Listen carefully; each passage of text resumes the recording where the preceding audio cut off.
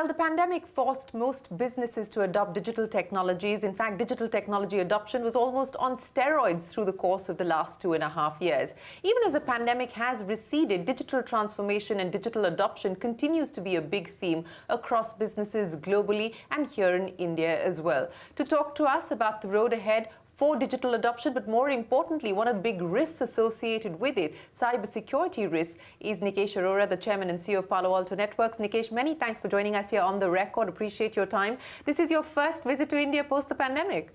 Indeed. Yes. Well, thank you for having me. Well, you know, as I said, digital adoption on steroids through the course of the pandemic. We have spoken through the pandemic about what you were seeing in terms of added risks on cybersecurity, and that's only going to increase. This is, in fact, one of the top risks that CEOs are penciling into their agenda.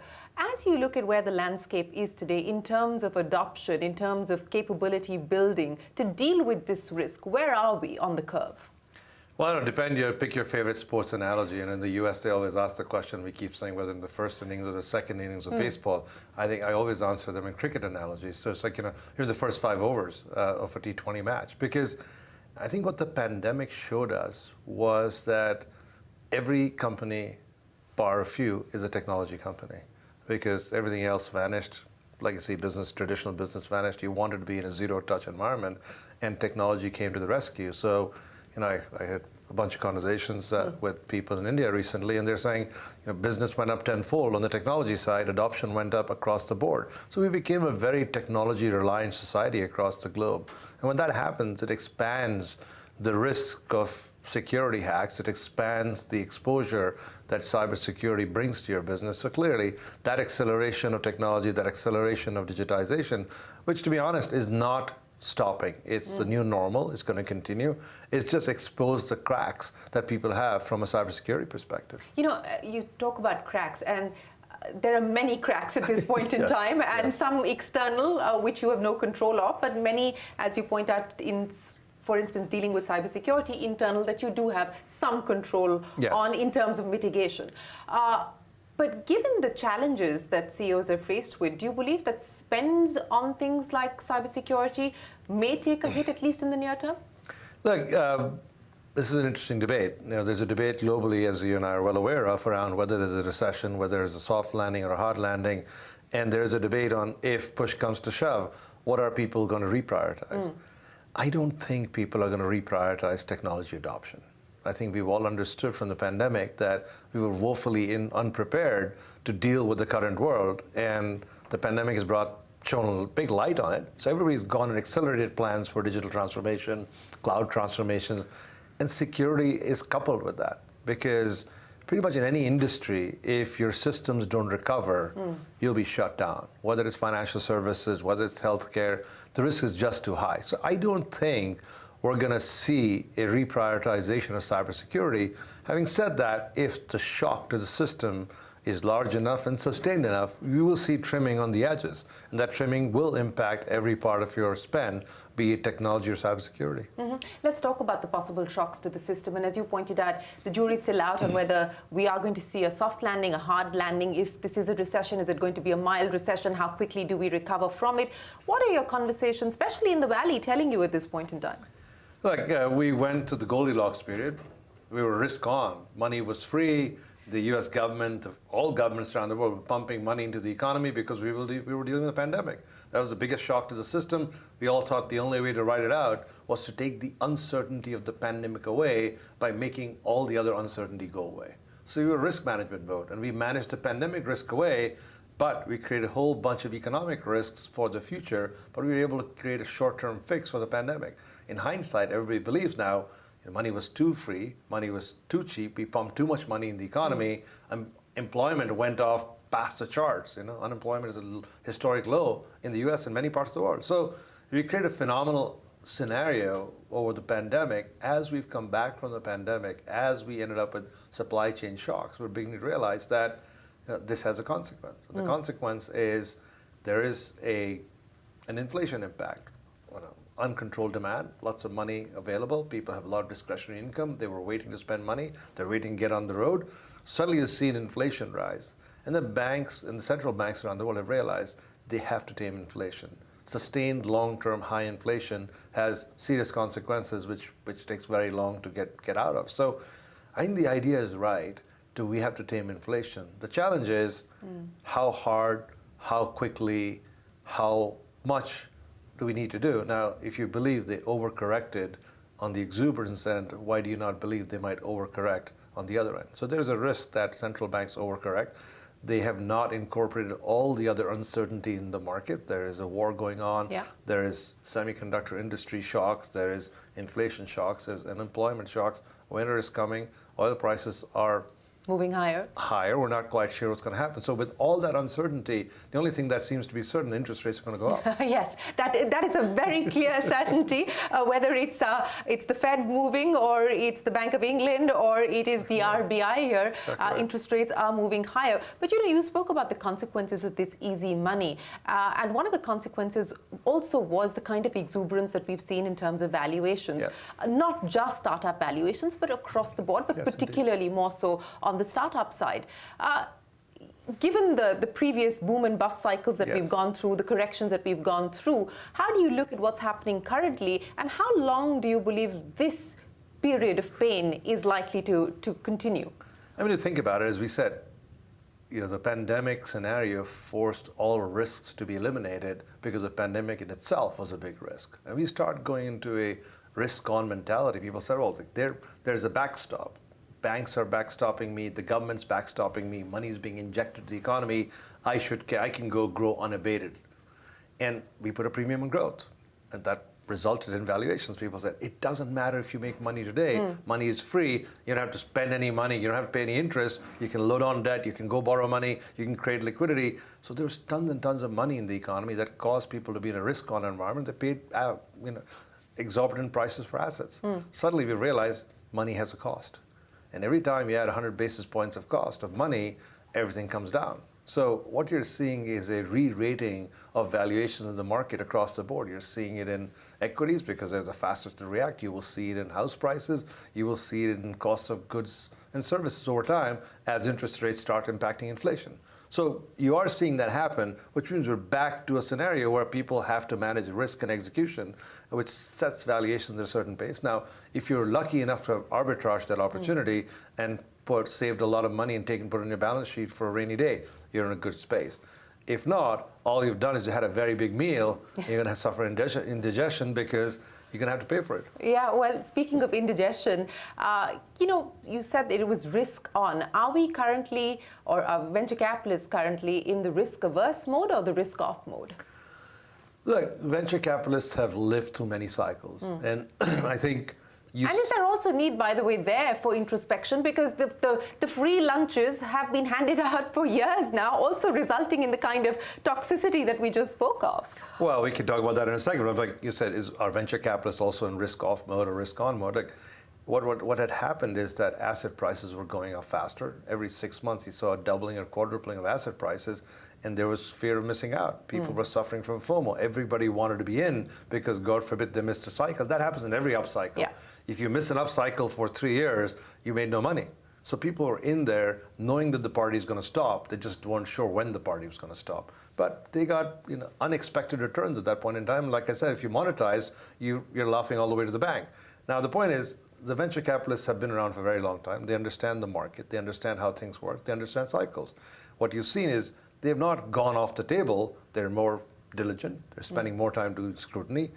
In part, many of them are glad that the party's over because it allows them to go invest in real businesses for the long term. But I think you're done with Series D and E rounds and F rounds, valuing companies at billions of dollars. I think you're back to seed and Series A and Series B, looking for entrepreneurs who've done this before, who are going to go build a business in the next 10 years, who have the patience to build for the long term. So I don't think they're in risk-off mode. They're in cautious mode. They're in diligence mode. They will invest in good companies.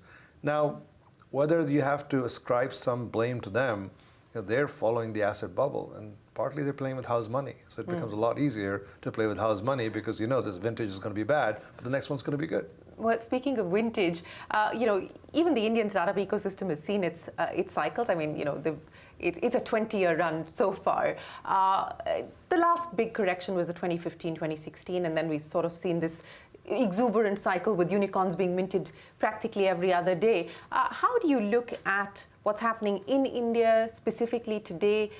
What do you make of the depth of entrepreneurship, the depth of business models? I would contend that India hasn't seen the cycles yet. And what I mean by that is a cycle is when you enter and you exit. We see a lot of investment, we see a lot of markups, we haven't seen a lot of exits. All exits are either strategic buyers buying assets or a few IPOs. And there's still a lot more unicorns which have to go through that cycle, you call it. So I think this is a bump in the road for a lot of the unicorns which have had re-rating. So hopefully many of these are robust businesses. They can survive the downturn or survive the sort of the cold winter for the next few years, where they either have to go raise money at a lower valuation than they did the last time around, which I think has even more consequences in the Indian ecosystem than it has in the Western ecosystem, because I'm not sure our regulations are designed perfectly in India yet to understand there can be down rounds down to a third. Right? So I think, I just as an observer, I'd be curious to see how that is handled. But I think a lot of the companies were building robust businesses. So it remains to be seen how they tide through these times. And there's going to be a healthy requirement for people to focus on profits and cash flows. And I have to give the Indian equity markets credit for that. The Indian equity markets have never quite bought into this ARR multiple or lofty growth expectations. I think the Indian market, like a lot of us in India, says, show me the money. Well, yes, clearly that has been the case as far as the new listings are concerned. Right. And that was pre-re-rating of valuations around the world as well. Absolutely. So do you believe that the IPOs that people were expecting, and many who were slated to IPO have already pulled back their plans, at least for the foreseeable future. But is that window, the Indian startup IPO window, shut for now? Look, I think don't want to be flippant about it, but I think if you build a robust business, and you have profitability to show, or you have the path to profitability very clearly articulated and the market believes you, there's always a window for an IPO. I don't think the IPO window is contingent on lofty valuations in the market. By using the word lofty, we're implying they were above normal. So that means it's more of an arbitrage or more of an opportunistic move to go do an IPO when you believe the valuations are high. And that's great if you got away, but I think there's a difference between being a venture capitalist and being an entrepreneur. A venture capitalist has clearly defined entry and exit criteria. They'll enter cheap and they'll leave when they make a multiple of your money. As an entrepreneur, you're stuck with the consequences. You build a business, you're with it for a long time because you still own a substantial stake in the company. You have obligations to your employees, to your customers, so you don't get to run away. So an entrepreneur has to build a robust business because it has to stand the test of time.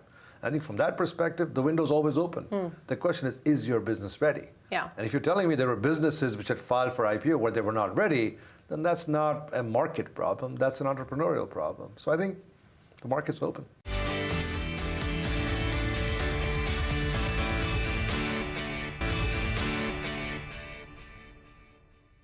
Speaking specifically of the vulnerabilities that are being attacked at this point in time, I mean, ransomware and the threat of ransomware attacks was through the roof through 2021. You talked about bad actors, whether it is private entities or, governments at play at this point in time. What are you seeing? What are the key targets at this point in time? I mean, infrastructure facilities, so on and so forth. What are the bad actors going after? It's kind of interesting. The bad actors have evolved just like everybody else. They were in the, you could picture a young kid sitting in somebody's basement whiling away their time gaming and then figuring out that they were very good at technology and they could hack into stuff or they could penetrate certain organizations to prove a point. And you saw that phase. Suddenly, people started to see the economic opportunity associated with that.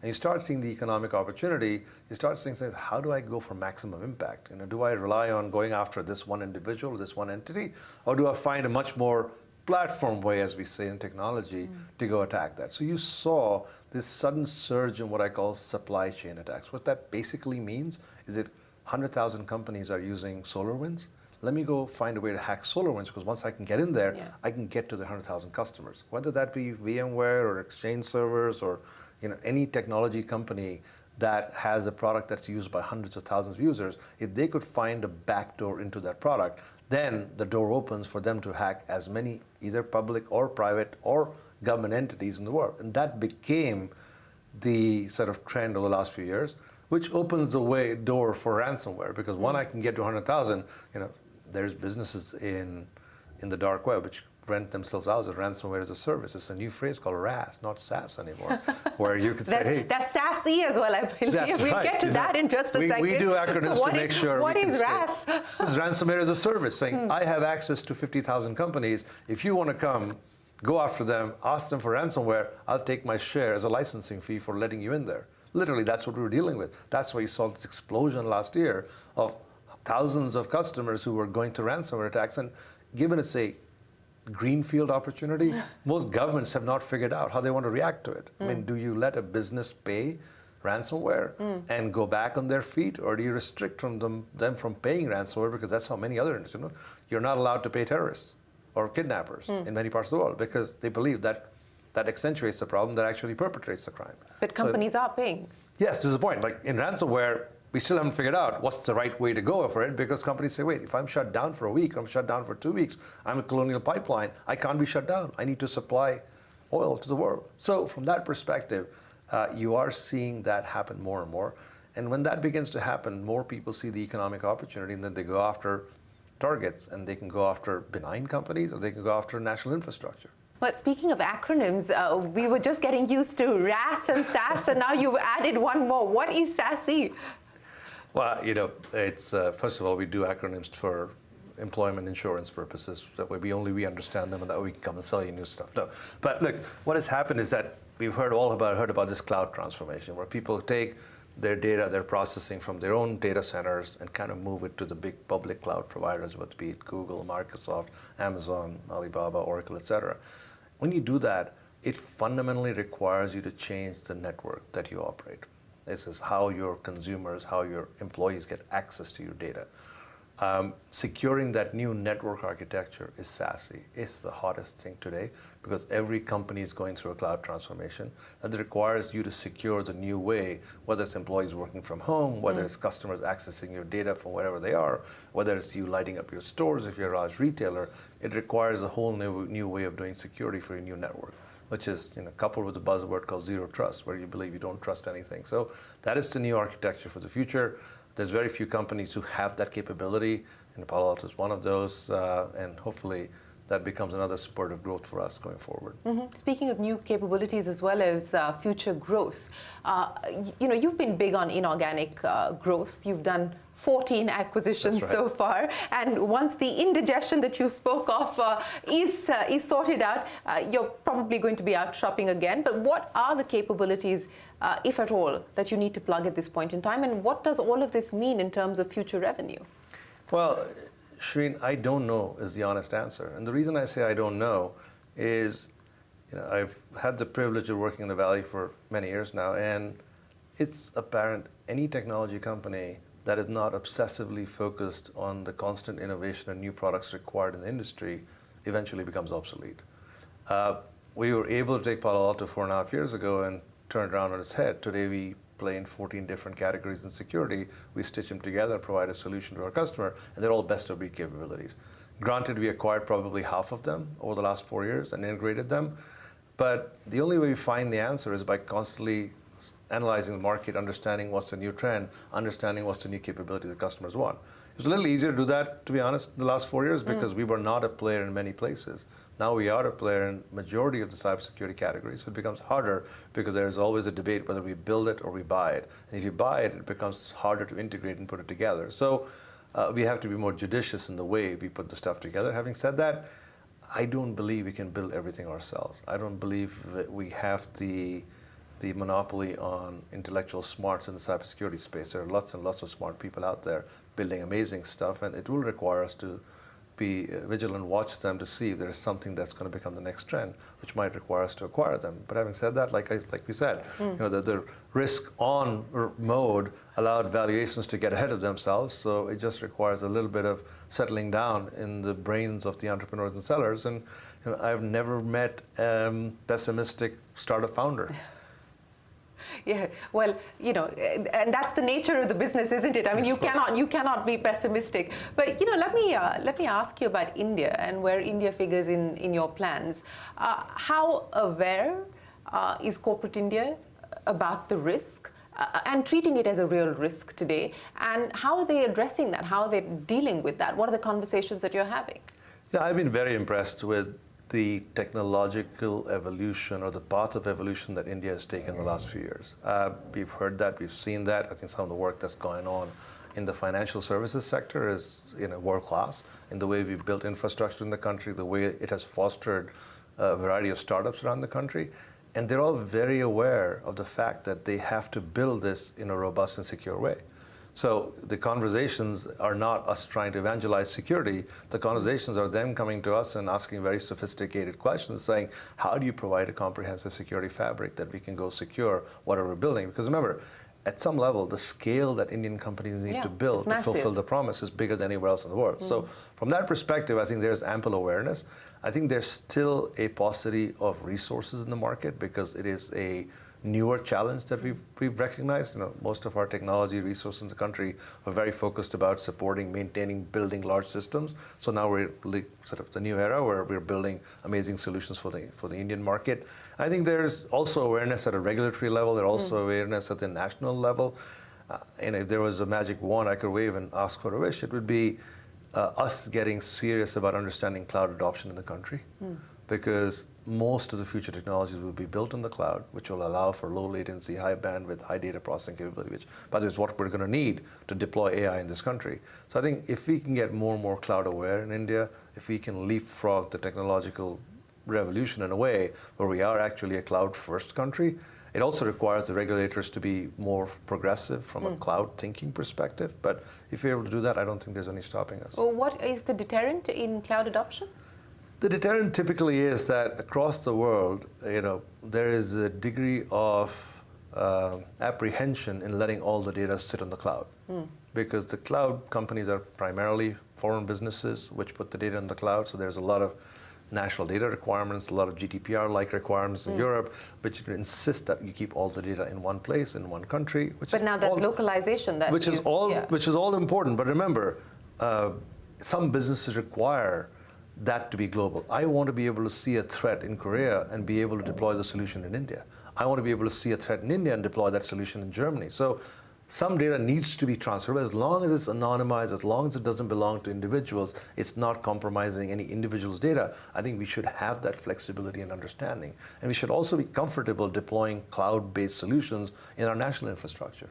So all of that stuff is evolving around the world. All I'm saying is that we could leapfrog that if we actually built an understanding and capability, because we're already building it on the financial services sector. We're already building it in the healthcare space. I think it's a matter of time. But Nikesh, always a pleasure. Thanks very much for speaking with us here on The Record. Appreciate your time, and we wish you the best of luck here with your plans in India and back home as well. Thank you very much, Shereen. Thank you for having me. Well, that's it then on this edition of On The Record. We'll see you again. Till then, from all of us here on the team, goodbye. Thanks for watching.